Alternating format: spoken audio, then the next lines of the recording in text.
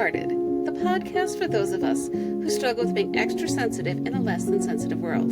This is your host, Amy Kelso. I'm a writer, speaker, teacher, and advocate for anyone who is tender-hearted or cares about someone who is. Hello, and welcome to episode 5 of Tender-Hearted Podcast. Again, this is your host, Amy Kelso. Today, we were supposed to talk about anxiety because last week we talked about depression. Figured this week we'd talk about anxiety because they tend to go so hand in hand. And we will get to anxiety, don't worry. But today I wanted to talk about something that recently happened to me that is just the epitome of being a tender heart. And I think if you have a tender heart, or if you are a tender heart, you might be able to relate to this. So I figured it's a good time to share a little bit of the story. So back several months ago, I hurt my knee. Not even sure how I did it, but it's been hurting kind of off and on since then. Some days it'll be pretty bad. Some days it'll be better. I saw the doctor. She said, just take care of it, ice it, those kind of things. Did that, and it would get better, and then it would flare up again and get really bad. The problem was I wasn't sure when to take the next step, what to take, or if I should just suck it up and deal with it. The other night, again, I have no idea why, but it got really bad. Like I couldn't even think about anything except the pain. And I was stuck with, okay, what do? I tried calling my doctor. They said, oh, well, we can schedule you a month from now, which obviously wasn't going to help the pain that I was dealing with literally that day. So I did end up going into urgent care and got it taken care of at least. But that's the outside story, the easy part of the story, right? What really happened is that I was hurt.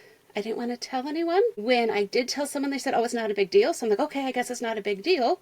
And I did my best to just deal with it and suck it up, buttercup, as they love to say. I hate that phrase. But that's what I was trying to do. Just suck it up. No big deal. Don't make a big deal out of nothing. And because of that, I wasn't necessarily taking care of it. I wasn't doing the things I should be doing because I was just going to suck it up and get through, power through, because I've been taught not to make a big deal out of things, right? Don't be so sensitive. Don't cause trouble for others. And so by doing that, I wasn't able to advocate for myself, basically was what it was. To the point, as I said, where it got so bad, I was like literally in tears, trying to stay calm enough to drive myself to the urgent care to deal with it. And even then, even on my way there, I'm like, I don't know if I should be going or not. Am I making a big deal out of nothing? And part of my brain was screaming at me, you're making a big deal out of nothing. Stop it. Just deal with it. You're fine. The other part of me, of course, was screaming, what if something's really bad and you've made it worse and you should have taken care of it? And why didn't you? And both of these voices in my head were yelling at me about what to do. And me, I couldn't decide for myself what to do because all I could hear was these voices that I'm sure are voices from other people in the past who have basically told me not to trust my own feelings, is really what it comes down to. You know, you feel hurt, too bad, you're fine, don't make a big deal of it, right? And that happens so much with emotions where we're told to just deal with our emotions and not make such a big deal of it. But literally in this case, this was a physical thing. Physically, I could feel that something was wrong, but I still didn't trust that because people always told me, oh, you're making a big deal out of things, or you shouldn't be so sensitive.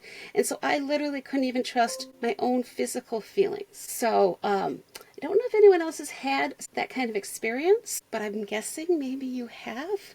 So if you have reached the point when perhaps you don't even trust your own feelings because so many people have told you that you're too sensitive, I'm just going to tell you right now that they are wrong, that you have a right to feel how you feel, mentally or physically, and people should respect that.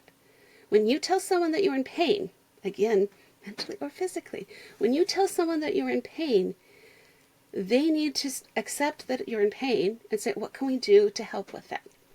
And if people in your life are not doing that, then they're not honoring your feelings. On the flip side, if you are not telling them because you're afraid of how they'll respond, you're not honoring your own feelings. And that is just as important.